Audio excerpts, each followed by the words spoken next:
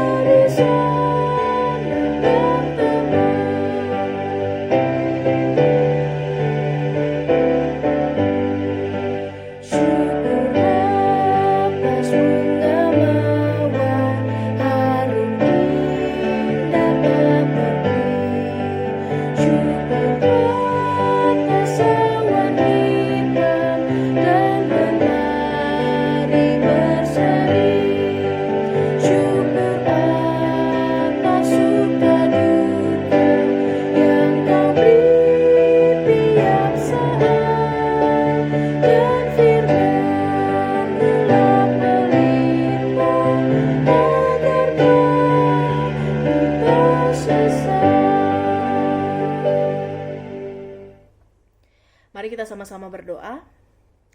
Ya Tuhan, kami mau membaca dan mendengarkan firman-Mu. Kami berdoa biarlah firman Tuhan boleh menolong kami, mendasari seluruh keberadaan diri kami, meneguhkan kami, sehingga kami boleh siap untuk melangkah bersama dengan Tuhan dalam sebuah kepastian di tengah berbagai ketidakpastian yang ada. Kami mau belajar dari firman-Mu di dalam nama Tuhan Yesus. Kami berdoa dan mengucap syukur. Amin. Umat yang terkasih di dalam Tuhan, mari kita buka satu bagian Alkitab yang terambil dari Lukas pasal 1 ayat 5 sampai ayat yang ke-17. Lukas 1 ayat 5 sampai ke-17 saya akan membacakannya bagi kita semua.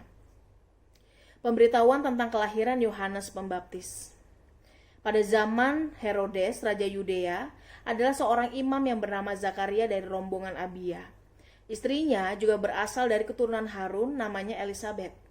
Keduanya adalah benar di hadapan Allah dan hidup menurut segala perintah dan ketetapan Tuhan dengan tidak bercacat. Tetapi mereka tidak mempunyai anak sebab Elisabet mandul dan keduanya telah lanjut umurnya.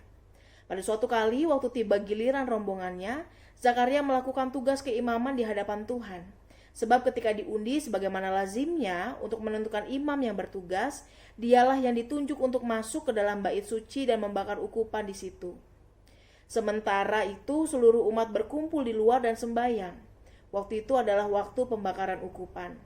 Maka tampaklah kepada Zakaria seorang malaikat Tuhan berdiri di sebelah kanan mezbah pembakaran ukupan. Melihat hal itu ia terkejut dan menjadi takut. Tetapi malaikat itu berkata kepadanya, "Jangan takut, hai Zakaria, sebab doamu telah dikabulkan dan Elisabet istrimu akan melahirkan seorang anak laki-laki bagimu dan haruslah engkau menamai dia Yohanes.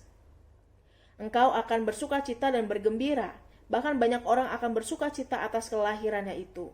Sebab ia akan besar di hadapan Tuhan dan ia tidak akan minum anggur atau minum minuman keras dan ia akan penuh dengan Roh Kudus mulai dari rahim ibunya.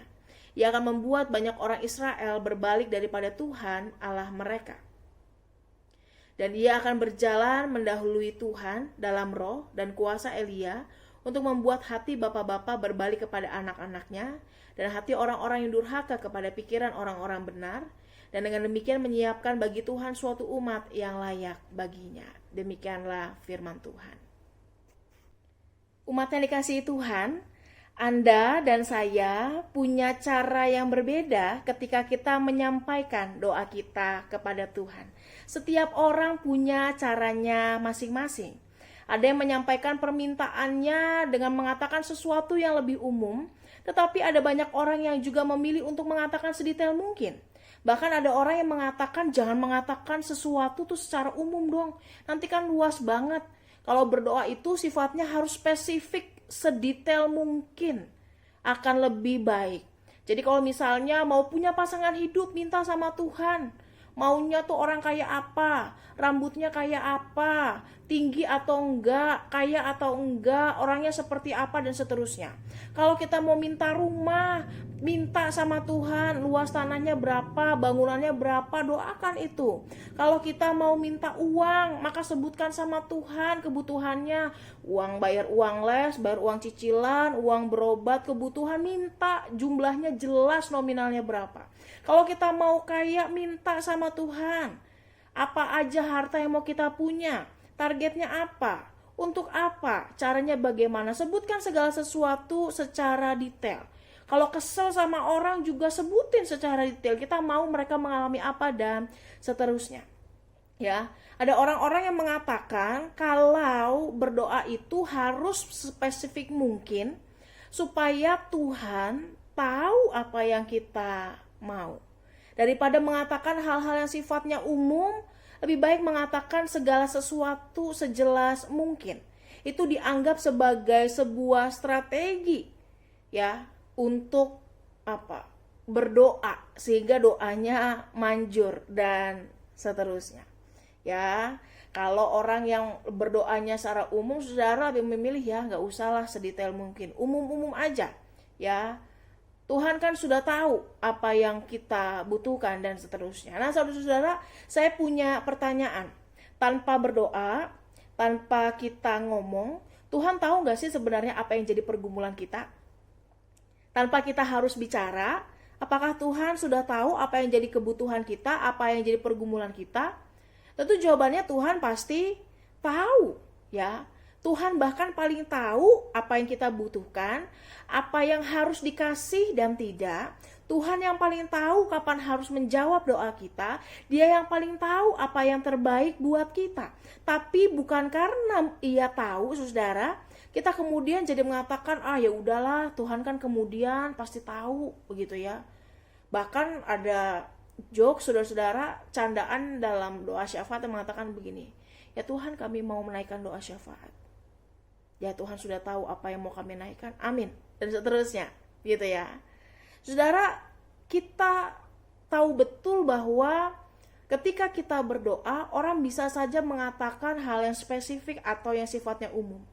Tetapi saudara, dalam hal ini, yang paling penting sebenarnya adalah kita tahu betul apa yang mau kita sampaikan kepada Tuhan.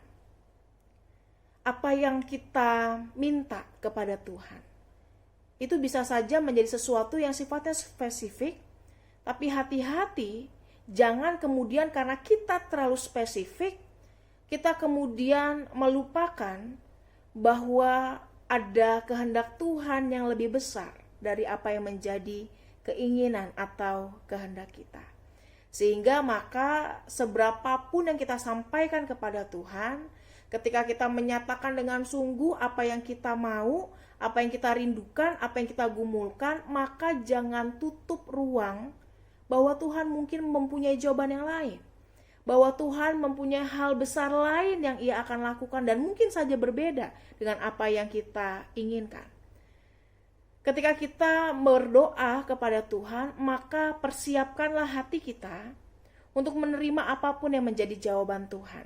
Bahkan ketika doa kita dikabulkan, ketika permintaan kita diwujudkan oleh Tuhan, bahkan kita harus mendoakan agar diri kita mampu menghadapi konsekuensi dari jawaban doa kita. Kita minta sesuatu, Tuhan kasih. Tapi kalau ternyata ada buntutnya dari hal itu, maka kita harus siap.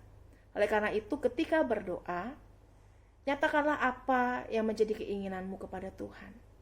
Tapi jangan menutup kemungkinan bahwa ia mungkin melakukan sesuatu yang berbeda dari apa yang kita inginkan. Karena ia tahu yang terbaik. Tapi mari sama-sama kita mohon kepada Tuhan agar apapun jawabannya, mampukanlah kita semua untuk bisa mengerjakan apa yang menjadi konsekuensi atau menjadi jawaban doa kita semua. Nah, umat yang terkasih dalam Tuhan, hari ini kita membaca sebuah perikop yang berbicara mengenai pemberitahuan tentang kelahiran Yohanes Pembaptis. Di sini, saudara, ketika malaikat menyatakan dirinya kepada Zakaria, Zakaria begitu kaget, ia ketakutan, tetapi di saat yang bersamaan ia juga menjadi bingung karena Tuhan menjawab doanya. Ya, Zakaria dan Elisabet sudah menjadi tua. Doa yang ia ucapkan mungkin doa yang sudah lama ia nyatakan kepada Tuhan. Tetapi ternyata Tuhan tahu betul kapan kemudian ia harus menjawab pergumulan dari Zakaria dan juga Elisabet. Zakaria menyampaikan apa yang menjadi pergumulannya, apa yang menjadi permasalahannya yang membuat ia malu di depan orang-orang, saudara. Ia menyampaikan apa yang menjadi kesedihan hatinya, tetapi Tuhan menjawab tidak hanya mewujudkan permintaan Zakaria, tetapi juga memberikan misi di balik jawaban doa tersebut. Bahwa ya Tuhan memberikan engkau seorang anak, tetapi di saat bersamaan ya Tuhan memberikan engkau sebuah misi khusus sebagai orang tua dari Nazir Allah. Saudara, Nazir Allah itu adalah orang yang memang mengkhususkan dirinya untuk memberi dan mengkhususkan dirinya bagi Tuhan. Ya, jadi biasanya pada zaman Israel, saudara, Nazir Allah ini akan dengan sengaja istilahnya mengasingkan dirinya, begitu ya, mengkhususkan dirinya untuk sebuah janji khusus yang harus ia lakukan kepada Tuhan. Dan Tuhan menetapkan Yohanes, anak yang dikandung Elisabet pada masa tuanya, untuk menjadi seorang Nazir Allah yang ditetapkan dengan sebuah tujuan khusus. Ya. Jadi doa yang dinaikkan oleh Zakaria dan Elisabet Tuhan jawab, tetapi ada konsekuensi di balik itu. Dan ketika Zakaria, saudara, responsnya ini menarik begitu ya. Dia minta, tapi dia kaget sendiri. Dia minta karena dia tahu Tuhan bisa mengabulkannya, tapi ketika dikabulkan, makanya oleh karena itu dia kaget sendiri, saudara. Sehingga malaikat melihat ini sebagai, kenapa engkau kemudian tidak percaya? Karena kalau Allah mengizinkan, maka tidak ada yang tidak mungkin untuk Allah lakukan dan terjadi di dalam kehidupan manusia. Sebagai orang tua yang mempersiapkan anaknya untuk hidup sebagai Nazir Allah, saudara, sebagai bentuk jawaban doa mereka punya tanggung jawab yang besar. Karena seorang Nazir Allah adalah orang yang hidup khusus untuk Tuhan, dan mereka punya banyak pantangan yang harus dilakukan sebagai bentuk ketaatan kepada Tuhan. Ya, mereka tidak akan menyentuh anggur, tidak akan memotong rambutnya, mereka tidak boleh menyentuh mayat, saudara, mereka tidak boleh berbuat dosa di hadapan Tuhan, menjaga hidupnya tetap kudus, dan seterusnya. Sebisa mungkin mereka harus melakukan apa yang menjadi ketaatan itu. Kenapa? Karena itu menjadi bagian dari perjanjian dengan Tuhan. Ya, ketika Yohanes ditetapkan sebagai seorang Nazir Allah sejak dalam kandungannya, apakah itu membuat Yohanes otomatis menjadi Nazir Allah? Ketika Yohanes ditetapkan sebagai seorang Nazir Allah sejak dalam kandungan, apakah itu secara otomatis membuat Yohanes menjadi Nazir Allah dalam perjalanan hidupnya, saudara? Ketika saya membaca bagian ini, saya mengingat satu bagian yang terdapat dalam Hakim-Hakim, ya, dalam kisah Simson. Ceritanya persis sekali apa yang terjadi pada Simson sebagai seorang nazir Allah, begitu ya. Malaikat Tuhan juga datang kepada Manoah yang mandul, kemudian mengatakan bahwa ia akan mengandung dan melahirkan seorang anak laki-laki. Ia akan menjadi seorang nazir Allah sejak dalam kandungannya dan seterusnya, dan akan memulai penyelamatan orang-orang Israel. Kisahnya, kisah Simson ini saudara, awalnya kurang lebih mirip dengan apa yang terjadi pada Yohanes Pembaptis. Tetapi dalam perjalanan hidupnya, bahkan dalam akhir hidupnya, mereka menunjukkan jalan yang jelas-jelas berbeda. Ternyata ditetapkan sebagai nazir Allah sejak dalam kandungan tidak otomatis membuat mereka bisa bertanggung jawab sebagai seorang nazir. Tidak otomatis membuat mereka menjadi seorang nazir yang benar-benar mau hidup kepada Tuhan. Dalam kisah Simson, saudara, ia justru memilih untuk menikah dengan orang yang Tuhan tidak perkenankan, gitu ya. Ia bahkan minum anggur, ya. Ia bahkan mengizinkan orang lain memotong rambutnya. Ia bahkan melangkahi mayat dan membunuh banyak orang. Dalam perjalanan kehidupannya sebagai seorang nazir Allah, sebagai seorang hakim Tuhan, Simson justru melakukan apa yang jahat di mata Tuhan. Tetapi Yohanes justru sebaliknya. Artinya, apapun identitas kita, kita harus tahu bahwa menjadi orang yang hidupnya benar membutuhkan usaha. Ketika kita menjadi anak-anak Allah, saudara, tidak menjamin dalam tanda kutip otomatis hidup kita akan menjadi hidup yang baik, enggak. Kenapa? Karena butuh juga usaha dari diri kita untuk menghidupi identitas itu. Butuh juga kesadaran bagi kita untuk menghidupi apa yang menjadi kehendak Tuhan dalam hidup kita.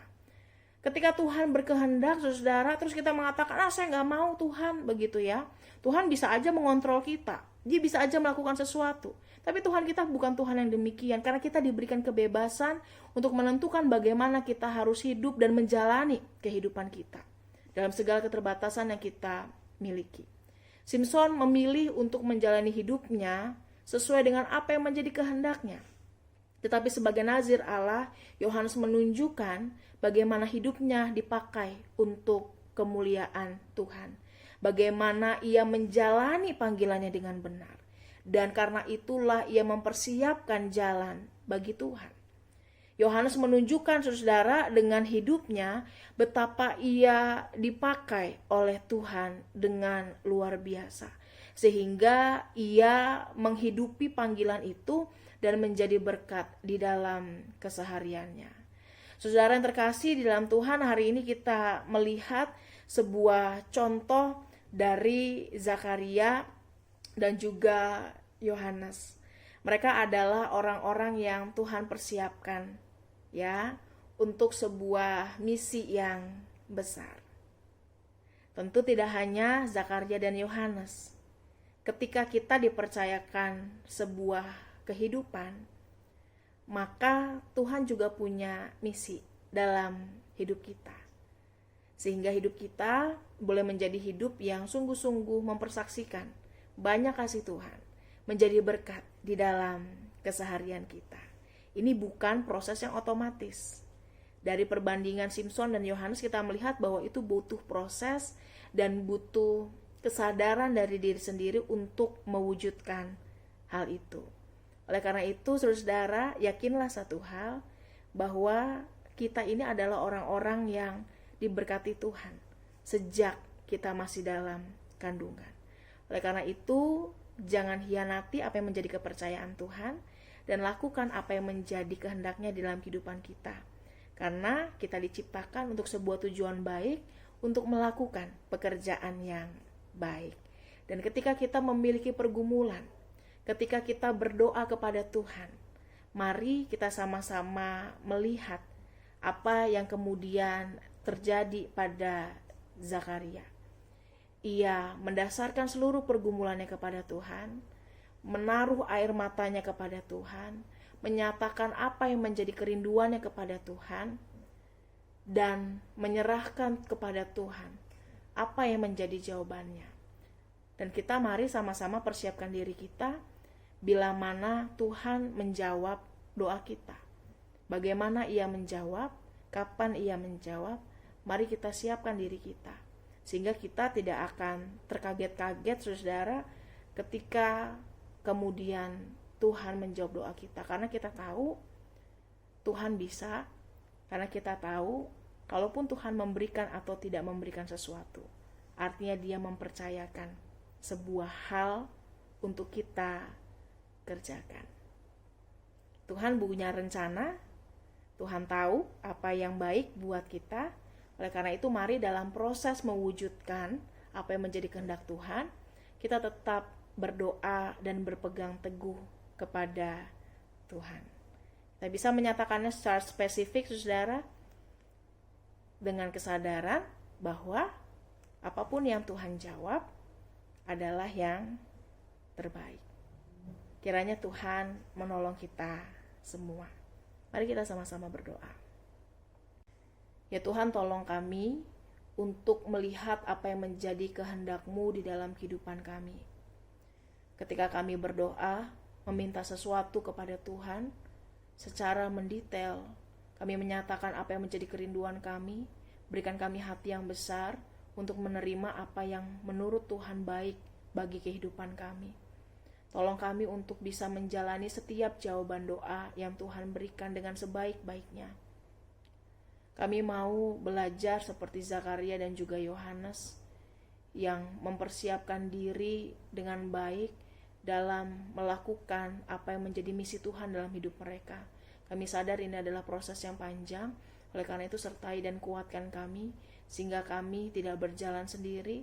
Sertai dan kuatkan kami sehingga kami tahu kami melangkah dengan pasti bersama dengan Tuhan.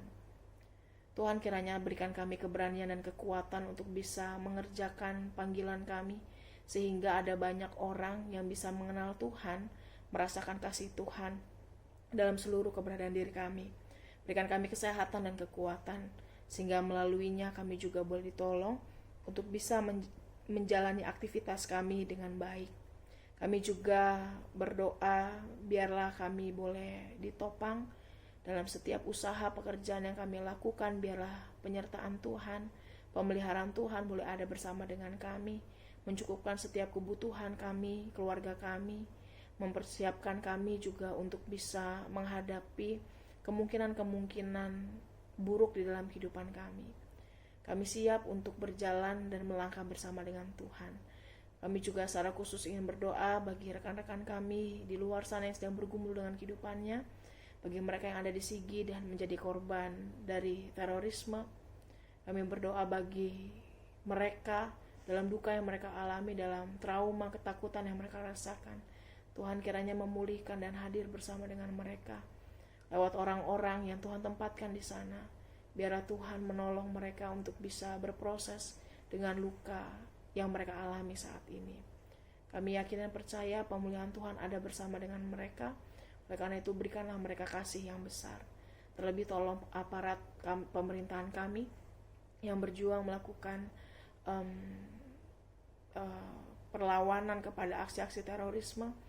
Mereka yang saat ini sedang berjuang untuk menjaga keamanan negeri ini, Tuhan sertai dan jaga mereka, sehingga mereka juga boleh mengerjakan tugasnya dengan baik, berada dalam keadaan yang selamat. Kami menyerahkan Indonesia, menyerahkan berbagai permasalahan negeri ini ke dalam tangan-Mu ya Allah. Kami mendoakan COVID-19, biarlah vaksin yang juga boleh tiba, boleh bisa disebarkan dengan baik, boleh menolong kami juga untuk bisa pulih dari masa pandemi ini. Kami menyerahkan hidup kami ke dalam tangan-Mu, biarlah hari-hari yang akan kami jalani, setiap pekerjaan yang akan kami lakukan boleh menolong kami untuk bisa menyatakan syukur kami kepada Tuhan. Kami mengucap syukur di dalam nama Tuhan Yesus kami berdoa. Amin. Selamat pagi Bapak Ibu, selamat menjalani hari-hari kita saat ini. Tuhan berkati.